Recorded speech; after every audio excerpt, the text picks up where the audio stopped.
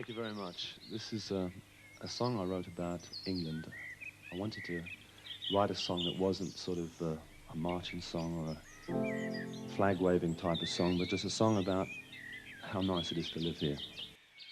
We've been dancing since 5:30 when the sun rose. Danced for about an hour and a half and then came over here to Hope and Anchor for a breakfast and a few songs and dances. And a begging I will go, and a begging I will go.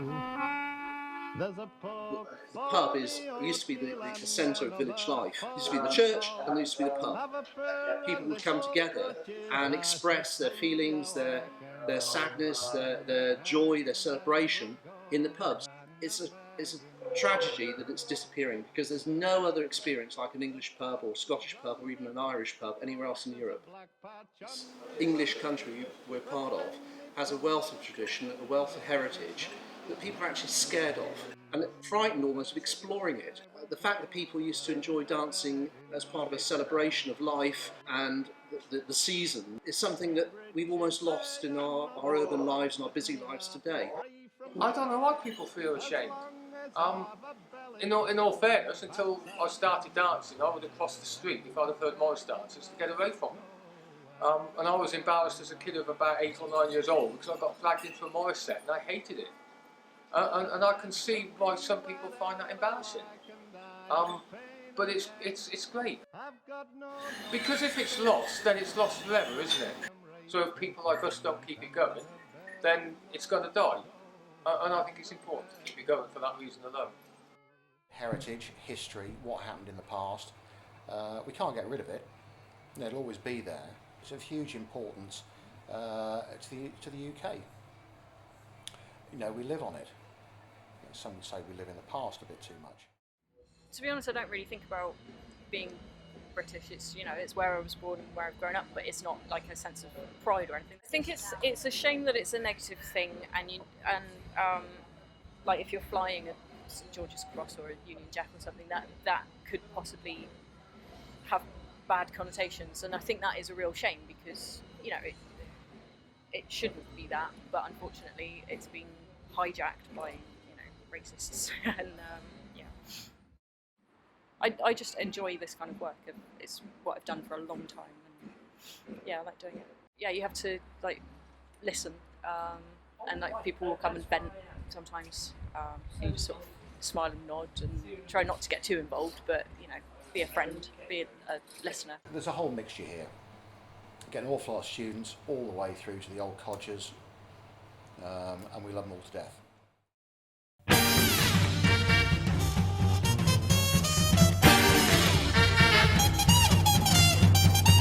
If you want to enjoy yourself, you need to get out of your house, stuck in front of a TV, get out, get the atmosphere and really enjoy the night.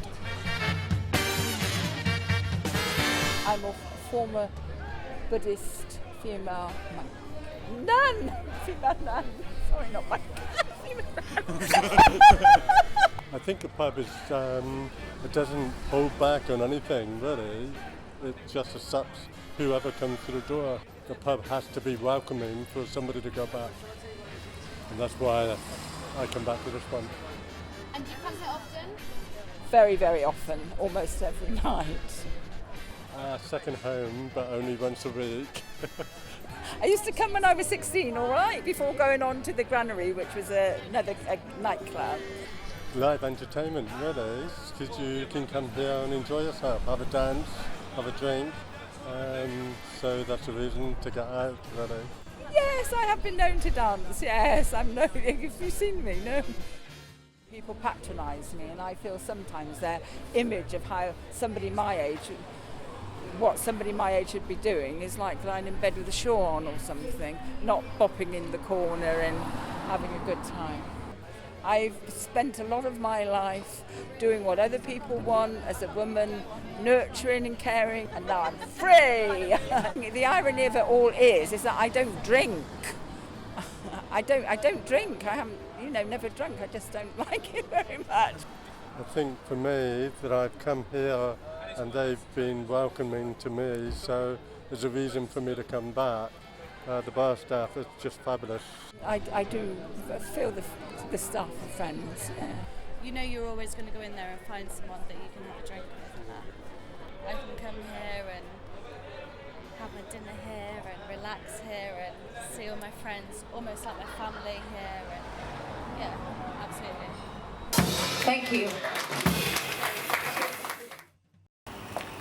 The recession is really taking its toll on Britain's pubs and bars. They're closing at a record rate. On average, 7 are being forced to shut down every day. We met in a pub Which that we later went on to run. That was our first pub that we ran together, where we first met. And it was called The Lamplighters in Sharhampton, and it's just reopened after being derelict for a few years. We destroyed it. No, we hate each other. It's like, honestly, you really need to have a lot of patience to work together. You need to give in all the time if you're a bloke. Your wife's always right, whether she's right or wrong. Always give in, and then go behind her back and do it right. Day by day, everything is going against you.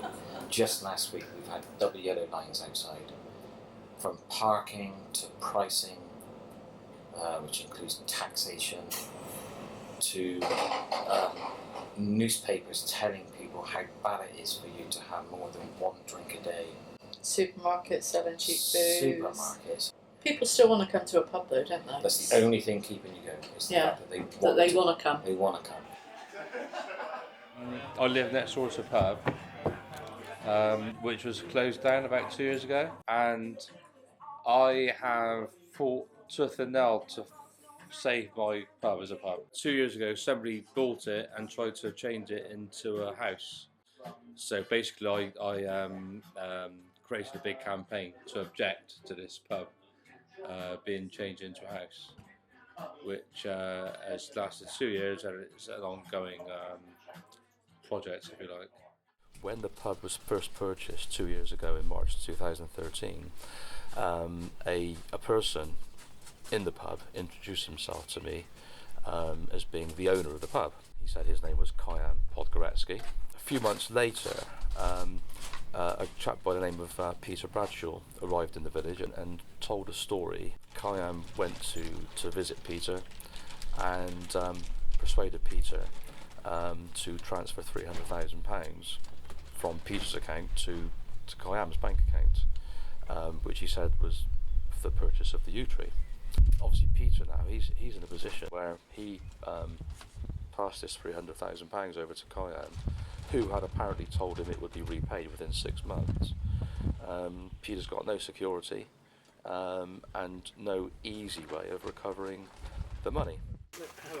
So I handed over £302,000 from Lloyd's Bank, and then the next thing is I find I'm locked out of the house, I'm out on the street, I'm reviled, and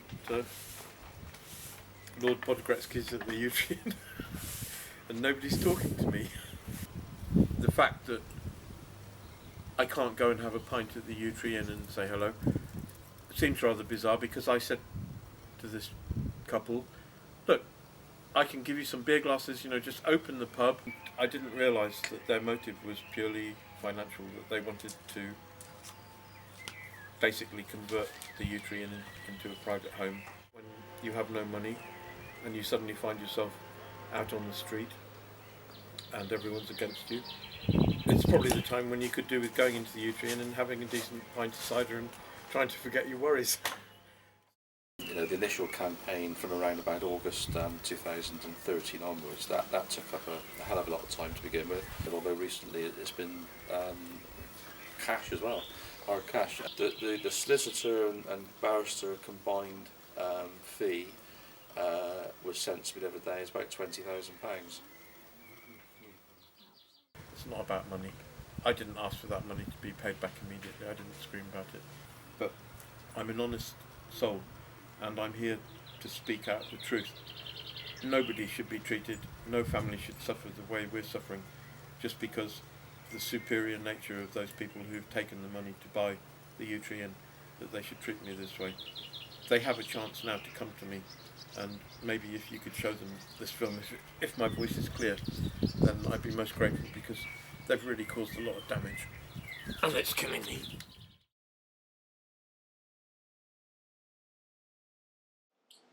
The end of your troubles is at the bottom of the next pint, which isn't generally something that you like to see, but you do have customers who come in who clearly, like, they're alone, they do much with themselves, and going to the pub is just the one place where they can feel at home. They can talk to whoever's behind the bar, anyone that comes up to the bar, a place for them to socialise, to talk, you know. Quiet people, shy people, might not find it very easy to make conversation with others, and just standing there quietly on the bar feeling like they're a part of something, I think that's very important. People that go to the pub and stand in the pub all night on their own and don't talk to anybody, it's probably because no one talks to them. But they actually want to go out and meet people and talk to people, and people don't talk to them. Alcohol. Now, alcohol, taken moderately, which I think I have to say, it breaks down barriers. A lot of people live on their own as well, so it's rather than stay at home on their own, come down the pub and just in case anyone that they know come in. And I live alone. Now this is where I do my socialising. I just sit here and I read my books, right? If I have a couple of pints, I want to talk to somebody. A chance. They told me I had to stop smoking, which I did. I was 62. No, I'm not giving up drinking. I mean, I'd sit in me flat and just...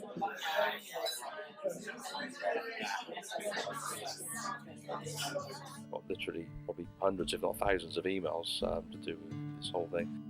As we get older, we are less able to drive long distances to socialise, and it becomes less easy to entertain in our homes. I utterly object to this lovely, quaint country pub being lost.